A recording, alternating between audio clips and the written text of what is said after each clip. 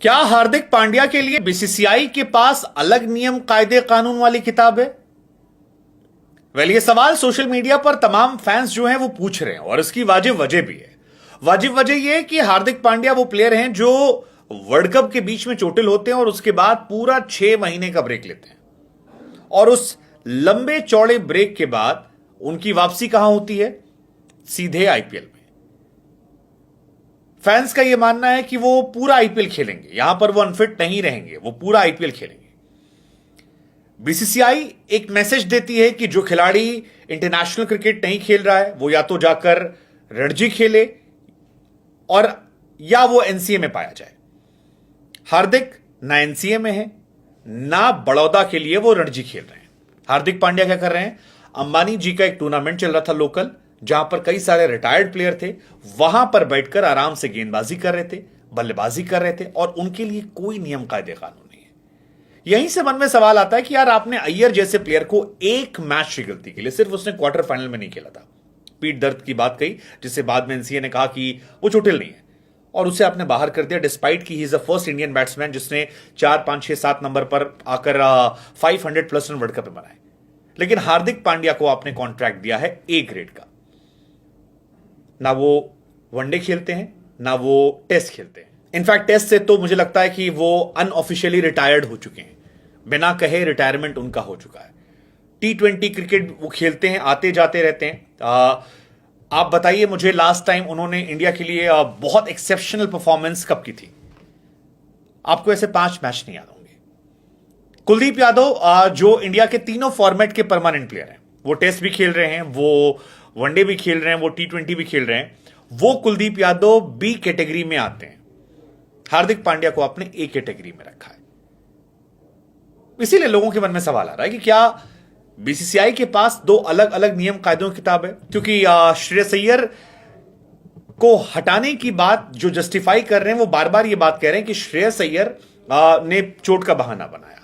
हालांकि श्रेयस अय्यर पीठ में चोट उनको थी, फिर वो बाहर गए, एशिया कप में लौटे, शतक मारा, वर्ल्ड कप खेले, कमाल की परफॉर्मेंस दी, वर्ल्ड कप के बाद T20 में गए और शतक मारा, 2 मैच खिलाया गया, फिर उन्हें हटाया गया, फिर उसके बाद साउथ अफ्रीका गए, वाइस कैप्टन बने T20 में, वहां शतक मारा।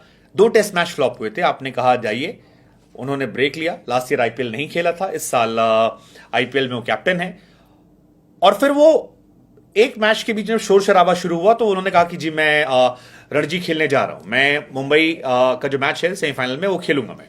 लेकिन आपने उन्हें बाहर का रास्ता दिखा दिया, वर्ल्ड कप टॉप परफॉर्मर। सवाल यह कि हार्दिक पांड्या की इतनी बैकिंग क्यों है? विदाउट परफॉर्मेंस आपने वर्ल्ड कप में उन्हें वाइस कैप्टन बना रखा है, आपको नहीं पता कि वो कैसा खेलेंगे। सूर्य कुमार यादव 2-3 सीरीज में कैप्टन थे, ऑस्ट्रेलिया वाली सीरीज ऑलमोस्ट क्लीन स्वीप की उन्होंने, आपने उनको वाइस कैप्टन नहीं बनाया, बुमराह को नहीं बनाया आपने, आप हार्दिक को बैक कर रहे हो। कुलदीप को बी कैटेगरी में आपने डाल रखा है जबकि वो ऑल फॉर्मेट प्लेयर हैं। हार्दिक पांड्या को आपने कैटेगरी में डाला है। ए कैटेगरी में जो प्लेयर हैं उसमें नाम है शुभमन गिल का, वो तीनों फॉर्मेट खेलते हैं। केएल राहुल का नाम है, वो तीनों फॉर्मेट खेलते हैं।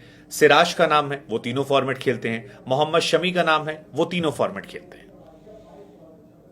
हार्दिक पांड्या तीनों फॉर्मेट नहीं खेलते हैं, वो सिर्फ एक फॉर्मेट खेलते हैं और उनको आप लगातार बैक कर रहे हो।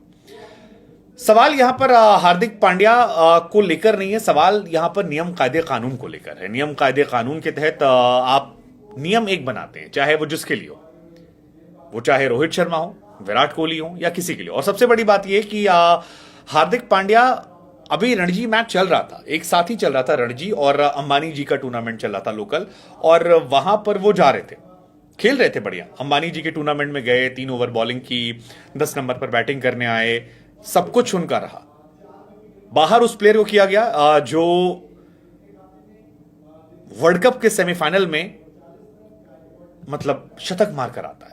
मेरे हिसाब से ये थोड़ा सा इनजस्टिस मुझे लगता है। इसीलिए मेरे मन में सवाल है कि हार्दिक पांड्या को लेकर ये मेहरबानी की वजह क्या है? रिलायंस 1 के लिए डीवाई पाटिल में मैच खेलना, बहुत सारे सवाल हैं। अब लेट्स जस्ट होप कि ईशान किशन और श्रेयस अय्यर के साथ जो चल रहा है वो भी फिक्स हो। लेकिन ये सवाल तो आपके मन में भी आना चाहिए ना कि अगर जय शाह ये बात कह रहे हैं तो फिर आप के मन में एक बार तो आएगा थॉट कि यार ये क्यों हुआ था और इसके पीछे की वजह क्या थी, क्या कोई ऐसा बैक है, और अगर ये बैकअप है तो ये किस चीज का बैकअप है, क्या नियम कायदे कानून खिलाड़ियों के अलग होते हैं। मतलब बहुत सारे सवाल मेरे मन में आ रहे हैं। हालांकि सवाल शमी को लेकर भी थे, शमी भी मुझे लग रहा था शायद A+ ग्रेड में जाएंगे, लेकिन वो नहीं गए। रोहित, विराट, बुमराह, जडेजा, ये 4 लोग थे। लेकिन हार्दिक वाला जो क्वेश्चन है वो लगातार बरकरार है। वो क्वेश्चन यही है कि जब आप गलतियों पे लोगों को निकाल रहे हैं तो फिर हार्दिक क्यों नहीं? आपने क्या हार्दिक को लेकर एक्सेप्शन मान लिया है कि वो रेड बॉल क्रिकेट नहीं खेलेंगे? और चलिए ठीक है, अगर वो नहीं खेलेंगे तो क्या वो A कैटेगरी डिजर्व करते हैं जब कुलदीप जैसा प्लेयर B कैटेगरी में है? सो ये क्वेश्चंस हैं, हालांकि इनका जवाब किसी के पास नहीं है। ये क्वेश्चंस अपने आप में इंपॉर्टेंट है और फिलहाल ये सोशल मीडिया पर चल भी रहे हैं कि क्या है। हार्दिक पांड्या के पास ही ईशान किशन थे, जहां पर काफी बवाल हुआ, काफी ज्यादा इश्यूज हुए। और हार्दिक के बारे में भी कहा था कि जितना टाइम वो मैच ग्राउंड पे नहीं खेलते उससे ज्यादा वो NCA में रहते हैं, आधे टाइम तो चोटिल रहते हैं। बट उन पर मेहरबानी को लेकर एक बड़ा क्वेश्चन मार्क लगातार